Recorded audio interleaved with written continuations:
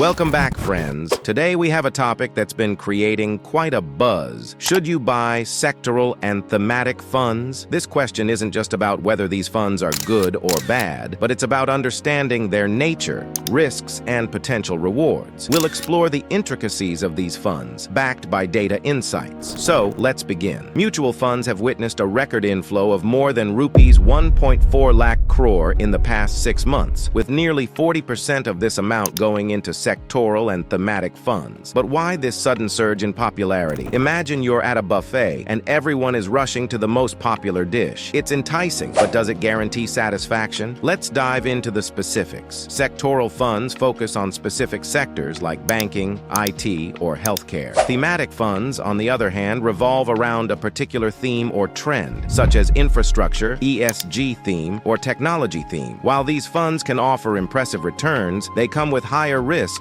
due to their concentrated exposure. Now let's discuss the risks involved. Remember the pharma sector boom during the COVID-19 pandemic? It was the star performer in 2020, but turned out to be the worst performer in 2021. This highlights the cyclical nature of these funds. Investing based on past performance can be misleading. Sectors and themes are influenced by various factors like new developments, economic conditions, global trends, government policies, and market sentiments. For instance, infrastructure stocks soared after the Indian government announced a rupees 100 lakh crore investment plan in 2020. However, this sector's performance has been volatile since. Sectoral and thematic funds often have a concentrated portfolio. Imagine placing all your bets on a single horse in a race. If it wins, you hit the jackpot. But if it stumbles, your losses could be significant. For example, the HDFC Defense Fund doubled investors' money in just 9 months, but more than 50% of its portfolio was in 2 stocks. A downturn in either stock could drastically impact the fund's performance. So who should invest in these funds? Well, these funds are not for everyone. They are suitable for savvy investors who can stay ahead of the curve